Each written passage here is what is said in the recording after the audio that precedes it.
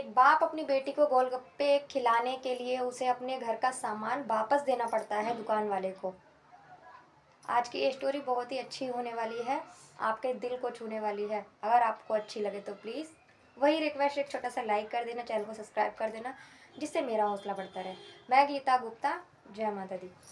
तो फ्रेंड, आपकी आज की ये स्टोरी है छोटी सी। एक बाप अपनी बेटी के साथ, उसकी 8 साल की बेटी होती है, वो उसके साथ मार्केट जाता है। मार्केट जाता है तो बेटी कहती है, पापा मुझे गोलगप्पे खाने हैं। तो वो घर का सामान ले ले लेता है सारा। उसके बाद गोलगप्पे वाले के पास जाता है तो गोलगप्पे उससे पूछते हैं, क्या भाव दिए हैं गोलगप्पे, मतलब कैसे दिए हैं। तो वो कहता है 10 रुपये के 8 दिए हैं। तो वो कहता है बहुत महंगे दिए हैं। लेकिन जब वो खाया करता था, उसने काफ़ी सालों से गोलगप्पे नहीं खाए थे उसके बाप ने, लेकिन जब वो खाता था उस टाइम पे 1 रुपये के 10 मिलते थे। तो उसे लगा था कि महंगाई हो गई होगी, लेकिन इतनी हो जाएगी उसे ये नहीं पता था।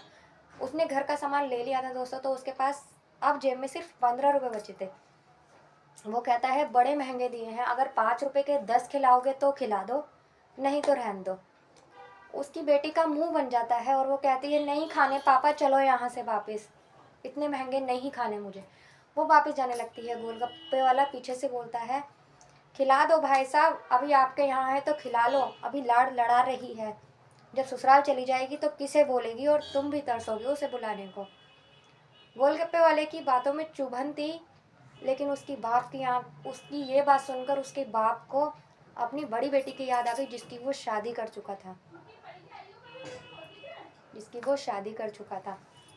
उसने उसकी शादी कर तो दी थी, जब शादी करी थी तो जब सब ठीक था, लेकिन 1 साल के अंदर अंदर उसकी बेटी को सताना शुरू कर दिया था। हर महीने कोई बड़ी बड़ी चीज़ों की डिमांड, पैसों की डिमांड। 1 साल तक वो उनकी डिमांड पूरी करता रहा, पैसे देता रहा, जब तक उनकी बेटी को ठीक रखा। फिर से सताना शुरू कर दिया। एक दिन हुआ ये कि उसकी बेटी की गिरने से मौत हो गई। उसके ससुराल वालों ने उसे मार दिया था। अब वो चाहकर भी अपनी बेटी को नहीं बुला सकता था। ये कहकर उसकी आंखों में आंसू आ गए। तो फिर जो उसने सामान खरीदा था ना, वो उस सामान को लेकर जहाँ से उसने वो सामान लिया था घर का, उस दुकान पर जाता है। उसने 5 किलो चीनी भी ली थी, उसमें से 5 किलो चीनी में से वो कहता है कि मुझे 5 किलो चीनी में से 4 किलो चीनी कर दो और 1 किलो चीनी आप वापस ले लो। वो उसको 1 किलो चीनी वापस दे देता है, तो 1 किलो चीनी 40 रुपये उसे और मिल जाते हैं। अब उसकी जेब में 65 रुपये, 55 रुपये हो जाते हैं। 55 रुपये हो जाते हैं। वो फिर गोलगप्पे वाले के पास आता है, फिर कहता है कि भैया तू अब गोलगप्पे खिला मेरी बेटी को।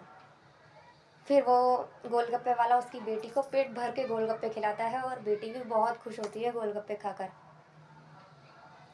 तो कहते हैं ना कि बेटी जब तक घर है तो उसकी हर इच्छा पूरी करो, क्योंकि बेटी एक मायके में ही लाड़ लड़ा सकती है, जिद कर सकती है, हर चीज़ की फरमाइश कर सकती है। क्योंकि शादी के बाद तो किसको बोलेगी, वो चाह कर भी किसी को नहीं बोल सकती।